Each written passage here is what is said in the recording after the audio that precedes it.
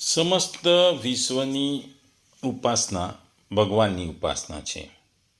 આ વાતને સમજાવવા માટે ભગવાન હવે આ 16માંથી 4 શ્લોકોમાં પ્રતિપાદિત કરે છે કે સમગ્ર જગત મારું સ્વરૂપ છે. ભગવદ્ ગીતાનો અધ્યાય 9મો, શ્લોક 16મો. અહમ કર્તુરહમ યજ્ઞઃ સ્વદાહમ અહમ ઔષધમ મંત્રોહમ અહમ એવાજ્યમ અહમ અગ્નિરહમ હુતમ. ગુજરાતીમાં જો આ શ્લોકને આપણે જોઈએ તો કર્તુ એટલે કે શ્રોત કર્મ હું છું, યજ્ઞ એટલે પંચ મહાયજ્ઞ વગેરે સ્માર્ત કર્મ હું છું, સ્વદા એટલે પિતૃઓને તર્પણ રૂપે અપાતું અન્ન હું છું, ઔષધ હું છું, મંત્ર હું છું, ધ્રુત હું છું, અગ્નિ હું છું અને હવનરૂપી ક્રિયા પણ હું છું. બીજા શબ્દોમાં ગુજરાતીને આ શ્લોક કહીએ તો પરંતુ હું જ કર્મકાંડ, હું જ યજ્ઞ, પિતૃતર્પણ, ઔષધિ તેમજ દિવ્ય મંત્ર ઘોષ છું.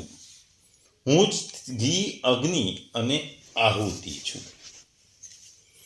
ટૂંકમાં ભગવાન આ શ્લોકમાં 9મા અધ્યાયના 16મા શ્લોકમાં જે વૈદિક ક્રિયાઓ છે, કર્મકાંડ છે, યજ્ઞ છે, પિતૃઓને તર્પણ છે, જે વગેરે છે એની વાત કરે છે. ધાર્મિક ક્રિયાઓની ભગવાન અહીં વાત કરે છે કે તમે જે બી ધાર્મિક ક્રિયાઓ કરો છો, જે ધર્મને આધારિત ક્રિયાઓ કરો છો, જે વેદને આધારિત ક્રિયા કરો છો, એ હું પોતે એટલે કે હું ભગવાન પોતે જ છું. આ જ મારું સ્વરૂપ છે. આ શ્લોકમાં ભગવાનની જે વ્યાપકતા છે, સર્વવ્યાપકતા છે, એના સ્વરૂપના દર્શન થાય છે. આપણે જોઈએ છે કે સૃષ્ટિના જુદા જુદા સ્વરૂપો છે, પણ ભગવાન દરેકમાં વિદ્યમાન છે. પછી એ યજ્ઞ હોય, કર્મકાંડ હોય, મંત્ર હોય, ઔષધિ, આ કોઈ પણમાં ભગવાન અસ્તિત્વ છે. આ શ્લોક ભક્તોને વિશ્વાસ અપાવે છે કે ભગવાન જ સંપૂર્ણ છે, ભગવાન દરેક જગ્યાએ છે અને અત્ર તત્ર સર્વત્ર ભગવાન જ છે અને ભગવાનમાં જ બધું સમાયેલું છે. આ શ્લોક ભગવાનના વ્યાપક સર્વવ્યાપક સ્વરૂપની વાત કરે છે. વ્યાપક સ્વરૂપને સ્પષ્ટતા પણ ભગવાન કરે છે, કારણ કે ભગવાન એ જ સર્વસ્વ છે. એ વસ્તુને આ શ્લોકમાં બતાવવામાં આવી છે. ભગવાન સર્વવ્યાપક છે, સર્વ સ્વરૂપ છે. ભક્તિનું મહત્ત્વ પણ આ શ્લોકથી જાણવા મળે છે, કારણ કે ભક્તિનું મહત્ત્વ દર્શાવવામાં આવ્યું છે કે ભક્તિના માધ્યમથી ભક્ત ભગવાનને સર્વવ્યાપક સ્વરૂપમાં દર્શન પામી શકે છે અથવા અનુભવ કરી શકે છે. સૃષ્ટિની એકતા પણ આ શ્લોકમાં દર્શાવવામાં આવી છે. આ શ્લોકમાં ખાસ કરીને ભગવાને જે ધર્મની ક્રિયાઓ છે એની વાત કરી અને આ ધર્મની તમામ ક્રિયાઓની પાછળનો શક્તિ સ્ત્રોત ભગવાન પોતે છે એવું સમજાવવા માગે છે કે ધર્મની જે વેદોથી કે જ્ઞાનથી જે આધારિત ક્રિયાઓ છે એ બધી ભગવાનને આધારિત છે અને ભગવાન આ વસ્તુઓની પાછળ શક્તિ સ્ત્રોત છે. આ શ્લોક ભક્તોને વિશ્વાસ અપાવે છે કે જો પણ કોઈ બી કર્મ કરો, જે સારું કર્મ કરો, એ જ ભગવાનની સેવા છે. આપણે જોયું કે 7મા અધ્યાયથી 12મા અધ્યાય સુધી મધ્યમ અષ્ટકમાં ભગવાને પોતાની ભક્તિની એટલે કે ઉપાસનાનું વર્ણન કર્યું. તેમાં અસ્મતમ અર્થાત અહમ, મમ, મયા, મત વગેરે શબ્દનો ભગવાને પ્રયોગ કર્યો. અહીં 16મા શ્લોકમાં તો અસ્મતમ અર્થાત અહમ શબ્દનો પ્રયોગ 8 વાર કરવામાં આવ્યો છે અને 8 વસ્તુઓની સાથે કરવામાં આવ્યો છે. અહમ શબ્દનો આટલો બધો ઉપયોગ બીજા કોઈ પણ શ્લોકમાં ભગવાને કર્યો નથી. ભગવાન આ શ્લોકમાં 8 વસ્તુઓ સાથે અહમ શબ્દનો 8 વખત ઉપયોગ કરી ભગવાન પોતાની મહત્વતા બતાવી રહ્યા છે.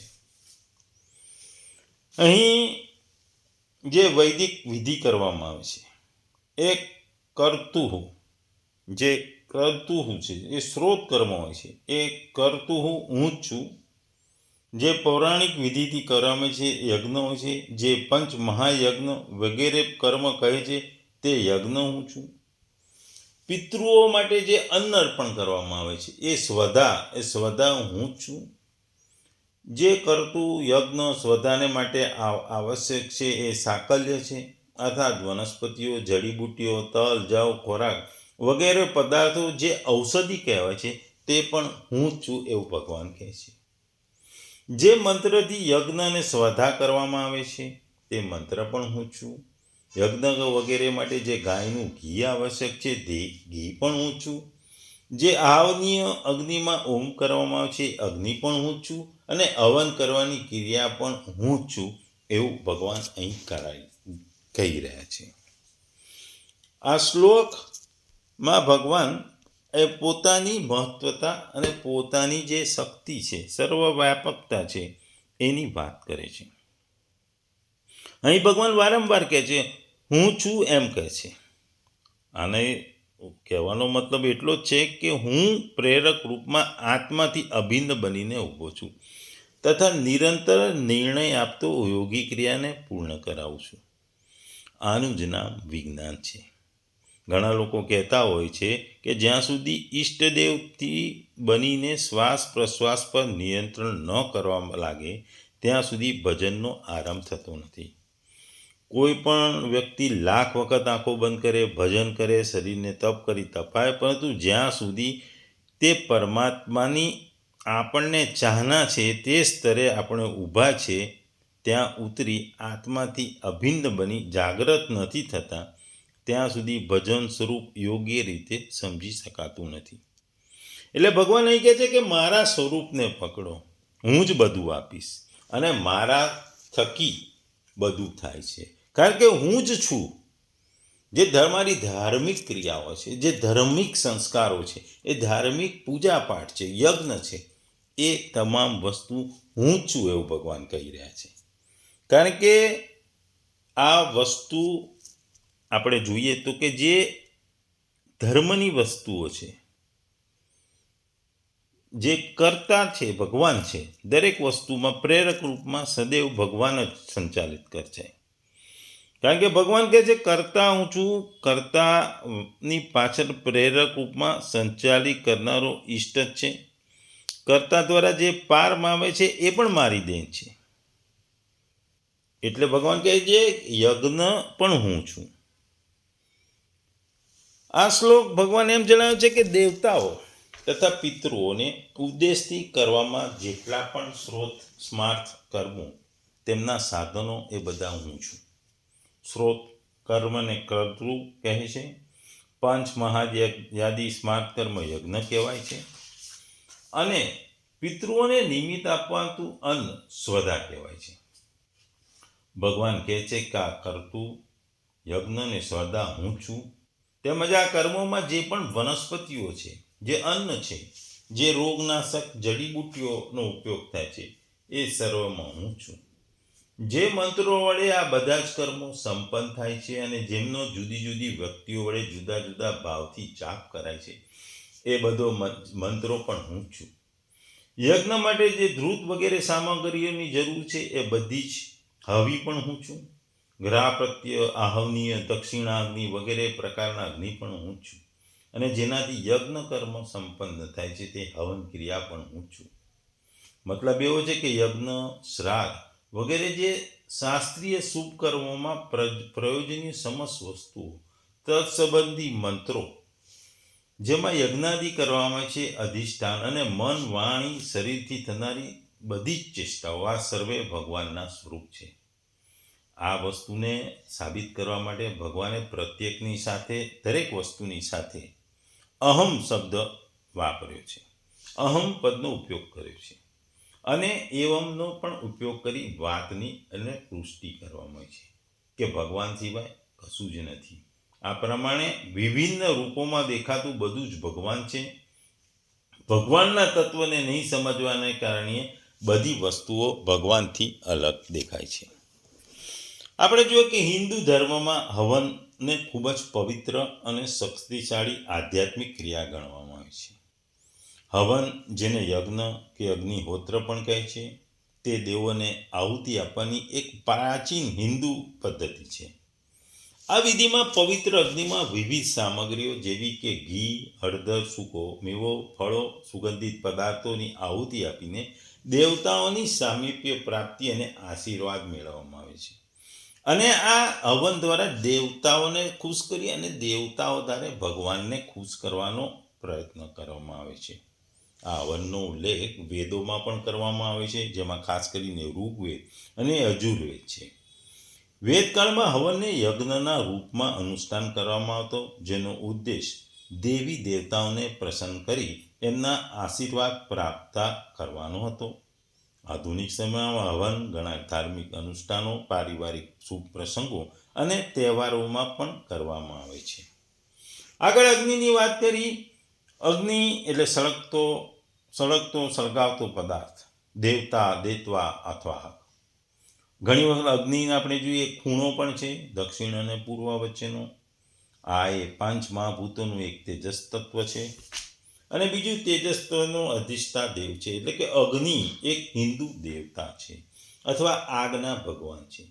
ઋગ્વેદમાં ઇન્દ્ર તથા વરુણની સાથે અગ્નિને પણ મહાન દેવ ગણવામાં આવ્યા છે. બીજું આગળ સ્વાહા અને સ્વધા. આપણે યજ્ઞોમાં જ્યારે આહુતિ આપીએ છીએ ત્યારે મંત્ર બાદ સ્વાહા બોલીને યજ્ઞની સામગ્રીને અગ્નિને સમર્પિત કરીએ છીએ. સ્વાહા એટલે સમર્પણની ભાવના. સૂચ અને શ્રવણથી યજ્ઞમાં અગ્નિને આહુતિ અપાય છે. સ્વાહા અને સ્વધા બંને અગ્નિની પત્ની છે. સ્વાહા યજ્ઞ ભાગ ગ્રહણ કરી દેવતાનું પોષણ કરનારી દેવી છે, જ્યારે સ્વધા, જે આપણે સ્વધાની આ શ્લોકમાં વાત કરીએ, શ્રાદ્ધ અને તર્પણનો સ્વીકાર કરી પિતૃઓને પોષણ કરનારી દેવી છે.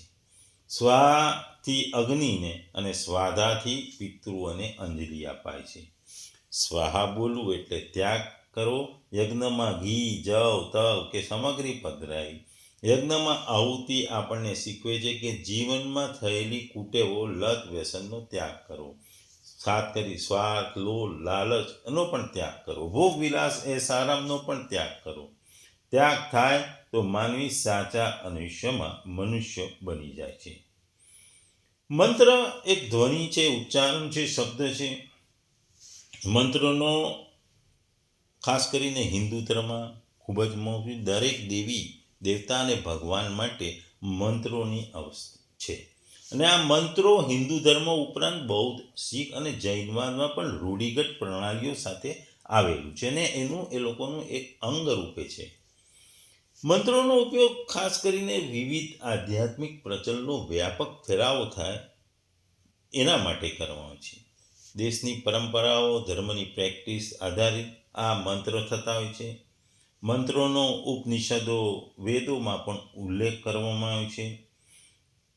વેદોમાં સંદર્ભમાં મંત્ર શબ્દમાં સમગ્ર ભાગનો સંદર્ભ છે, જેમાં ઋગ, યજુર અને સામ સામેલ છે. ઉપનિષદો હિન્દુ ગ્રહમાં રચયિતાઓ માટે ઓમ, જે સ્વયં મંત્ર છે, અને એનું ખૂબ જ મહત્વ સમજાવવામાં આવ્યું છે. ઓમના મંત્રનું સમજાવવામાં આવ્યું છે.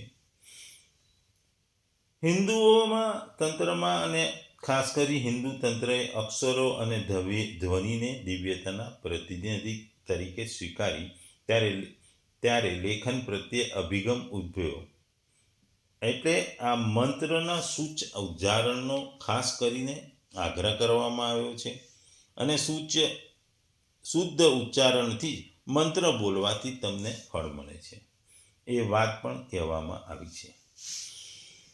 ટૂંકમાં આ શ્લોકમાં ભગવાન ધાર્મિક ક્રિયાઓ સાથે સંકળાયેલી વસ્તુ એ પોતે છે, જે હું કરતું છું, હું યજ્ઞ છું, હું સ્વધા છું, હું ઔષધ છું, હું મંત્ર છું, હું ઘી પણ છું, હું અગ્નિ છું અને હું બલિ પણ છું. આમ 8 જગ્યાએ અહમ શબ્દને 8 વસ્તુઓ સાથે વાપરી પોતાની મહત્વતા બતાવે છે. હિન્દુ ધર્મની કોઈ પણ ધાર્મિક ક્રિયા એનું અસ્તિત્વ ભગવાન સિવાય છે જ નહીં. આ અસ્તિત્વ એટલે કે આપણા શરીર માટે અસ્તિત્વ રહેવું ભગવાનનું અસ્તિત્વ, કોઈ પણ વસ્તુમાં ભગવાનનું અસ્તિત્વ છે ને એ અસ્તિત્વ એ આપણા માટે તાજગી છે. ગીતાના આ શ્લોકમાં કર્મકાંડ સાથે સંકળાયેલી વસ્તુઓમાં ભગવાન છે ને ભગવાન જ છે એ વસ્તુ ભગવાન કહી રહ્યા છે. અસ્તિત્વ એ આપણી મહત્ત્વની વસ્તુ છે. ભગવાનનું અસ્તિત્વ એ તાજગી છે. તાજગી હંમેશા રહે છે. ભૂતકાળનો બોજ નથી હોતો કે વર્તમાનની ભવિષ્યની ચિંતા હોતી નથી. માત્ર વર્તમાનની જ વાત હોય છે. કારણ કે સમય એ વહેતી વસ્તુ છે અને સમય ઉપર કોઈનો અધિકાર નથી. ભગવાન આ શ્લોકમાં કહે છે કે આંબામાં કેરી હોય કે આંબાનું પાંદડું હોય કે આંબાનું થડ હોય કે આંબાની ડાળી હોય, એ દરેક વસ્તુ આંબો જ કહેવાય, આંબાનો ભાગ કહેવાય. કારણ કે એ કેરી પણ આંબાની ભાગ છે, એના પાંદડા પણ આંબાના ભાગ છે, એનું થડ કે એની ડાળીઓ પણ એ આંબાનો ભાગ છે. એમ દુનિયાની તમામ વસ્તુઓ કણ કણમાં ભગવાન છે અને ભગવાનથી જ આ વસ્તુઓ થાય છે. આ શ્લોકમાં ભગવાન અહમ શબ્દ 8 વસ્તુઓ સાથે વાપરે છે જે હિન્દુ ધર્મની ધાર્મિક ક્રિયાઓ સાથે સંકળાયેલી છે એની વાત ભગવાન કરે છે.